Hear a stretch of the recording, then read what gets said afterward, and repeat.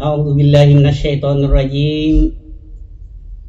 Ya ayyuhalladzina amanu anfiqu min thayyibati ma kasabatum wa mimma akhrajna lakum minal ardi wa la tayammamul habisa minhu tunfikuna walastum bi'akhidhihi illa an tudmidu fihi wa alamu annallaha ghaniyyun hamid. Sadaqallah. Para netizen dimanapun Anda berada, alhamdulillah suasana agak sumpek perasaan sekarang ini karena kami tengah dilanda musim kering yang menjadi pikiran kita bahwa hampir semua petani mengalami kekeringan. Ya, apakah ini merupakan teguran dari Allah atau cobaan dari Allah? Allahu a'lam.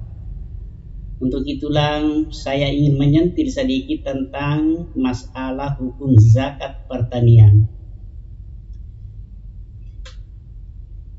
Pemirsa dimanapun berada, sebelum kita masuk dalam pembahasan, ada beberapa dulu istilah di dalam pertanian yang perlu kita ketahui. Yang pertama yaitu az-zira'ah. Apa itu az-zira'ah? Yaitu tanaman yang ditanam dan dipelihara sampai dipetik buahnya. Jadi az-zira'ah ini kalau sampai nisabnya maka wajib zakat. Yang kedua as-simar. As-simar yaitu biji-bijian yang bisa disimpan bertahan lama. Misalnya beras, jagung, kedelai. Ya, demikian pula as-sumar kalau sampai nisabnya juga kena wajib zakat. Kemudian ada juga al-fawakih, yaitu buah-buahan yang dikonsumsi sebagai lalapan atau sayur-sayuran, seperti misalnya mentimun, semangka, dan sebagainya. Jadi tanaman palawija atau buah-buahan seperti ini tidak dikenakan zakat. Ingat itu ya. Alhamdulillah dalam pembahasan tentang cara perhitungan tentang zakat pertanian sekarang ini perlu kita perhatikan satu perkataan dari Nabi mengatakan laisa fi maduna khamsin au sukin sadaqati. Jadi tidak ada zakat di bawah 5 wasak. Ya, kita belum tahu ini bahasa Arab ini wasak. Jadi standar minimalnya yaitu 5 wasak. Artinya 5 wasak ke atas wajib dizakati, 5 wasak ke bawah tidak wajib dizakati. Nah, pemirsa, pengertian wasak menurut orang Arab, 1 wasak setara dengan 60 sok, bahasa Arab lagi. Ya. Ukurannya yaitu himlu ba'ir. Sama jika misalnya gandum yang diselempangkan ya, diletakkan di punggung unta kiri kanan. Jadi itu 5 wasak kali 60 sok. Hasilnya 300 sok. Nah, pemirsa, ada lagi istilah lain disebut 1 muk. Kalau ini saya kira bahasa Bugis ini, 1 muk. 1 muk yaitu diambil dari takaran zakat fitrah di bulan Ramadan. Bagaimana caranya? Mengepalkan 2 telapak tangan ini ya. Nah, itu yang menjadi 1 muk. Jika 1 muk dikias 3,5 liter toh kalau dalam zakat fitrah. Kalau di kilogram ukuran berat 2 kali 5 zakat fitrah dikali 300 sak. Jadi hasilnya 750 kg. 750 kg maka sudah dikenakan wajib zakat, artinya 1 nisab. Nah, begitu seterusnya setiap panen. Kalau sampai ukuran beratnya 750 kg itu, maka sudah wajib zakat. Baiklah, kita mengambil contoh perhitungan beras sebagai makanan pokok di bumi Sidenden Rapang. Ini kampung saya ini. Proses pengadaan makanan pokok khususnya di kampung saya di Rapang, Kabupaten Sidrap. Nah, mulai dari gabah pertama kalau dikelola itu mulai disampak. Ya, ada istilah di Sidrap namanya disampak. Sesudah itu dikeringkan, digiling, maka jadilah beras. Nah, nisab gabah yaitu kalau ukurannya 1 ton 200 kuintal ya. Tetapi kita tidak menghitung pakai itu, tidak pakai kilogram, pakai istilah muk. Jadi 1 ton 200 muk ini ukuran volume namanya, bukan kilogram. Tetapi cara ini dapat menimbulkan masalah kalau ini kita pakai. Kenapa? Kalau dulu itu setiap orang Arab itu tidak sama ukuran telapak tangannya. Ada yang lebar, kalau memang orangnya seperti lemari, lebarnya lebar juga telapak tangannya. Ya. Yang kedua menjadi masalah tidak sama muatannya antara biji gandum, biji korma, biji beras, sehingga yang dipakai sekarang ditetapkan adalah ukuran satuan berat, kilogram. Pemirsa dimanapun berada,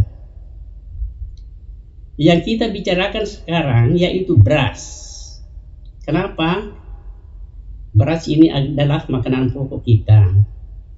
Nah, ini yang akan dikeluarkan zakatnya sesuai dengan perkataan Nabi, wa atu haqqahu yauma hasadin. Jadi waktu zakatnya yaitu pada saat dipanen buahnya melalui proses seperti saya sampaikan tadi toh. Jadi beras nisabnya 653 kg atau 750 kg. Nah, inilah yang akan dizakatkan, terdiri atas beras yang sudah diolah dalam keadaan bagus dan bersih. Ya, itu yang siap untuk dizakatkan. Nah, sesuai perkataan Nabi Shallallahu Alaihi Wasallam mengatakan, waz-zakatu lal hububi ba'da tasmiyatiha min al-qasi wat tabni. Jadi zakat biji-bijian itu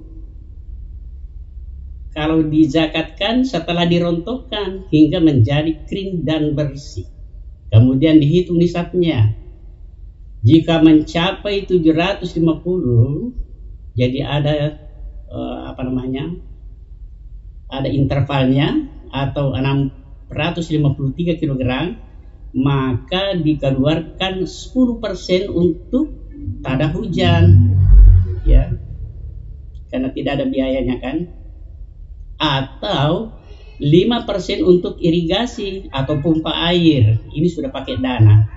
Jadi cara hitungnya yaitu 750 kali 5%. Nah, yang menjadi pertanyaan jika petani menggunakan dua fasilitas, bagaimana ini? Dia menggunakan tanah hujan, dia juga menggunakan irigasi. Kalau begini terpaksa pakai metode kias namanya dalam hukum Islam. Jika cenderung ke tanah hujan, jadi ada satu cara menghitungnya begitu. Jika cenderung ke tanah hujan, maka dia ambil 10%. Dia kali 10%. Jika cenderung ke pompa irigasi, itu dia menghitung 5%. Ya. Tetapi ada juga cara menghitung lain. Ya. Ada yang mengkias menggunakan perhitungan mengambil tengah. Jalan tengahnya itu antara 5% dan 10%, berarti diambil 7%. Ini hebat juga ini. Nah, pertanyaan berikutnya, bagaimana seandainya ketika mengalami proses kemudian turun beratnya? Jadi kan dulu waktu dirontokkan masih berat karena basah. Nah, sekarang turun beratnya karena dikeringkan dan terbuka juga kulitnya, sehingga nisabnya tidak mencapai, ya, maka kembali kepada petunjuk Nabi mengatakan begini, yu'tabaru ayyakuna min ziraati amin wahidin kama kunna fi istimar. Jika tanaman ditanam pada tahun yang sama, ya, tidak keluar dari over tahun, boleh digabung untuk mencapai nisab kalau objeknya sejenis.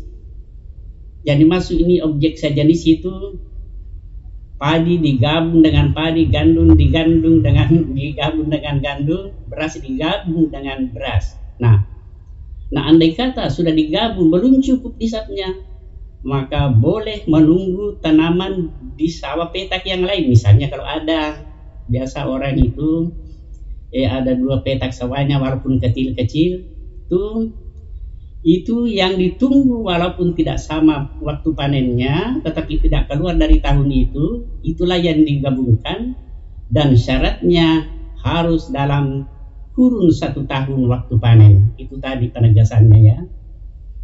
Nah, pemirsa dimanapun berada, kalau misalnya masih belum cukup sampai nisab, berarti tidak kena wajib zakat, selesai. Tetapi kalau misalnya tetap mau dikeluarkan zakatnya, itu tidak mengapa. Jadi diniatkan menjadi sedekah. Kenapa? Karena tidak cukup zakatnya. Yakinlah saudara-saudara, para pemirsa, bahwa Allah Subhanahu wa Ta'ala tetap memberikan pahala bagi orang-orang yang bersedekah, tidak kemana-mana itu, dan tidak akan menyia-nyiakan hambanya yang berarti ikhlas dan pemurah. Oleh karena itu saya sangat bersyukur kepada Allah setiap hal-hal itu diberikan kemudahan kepada kita semua.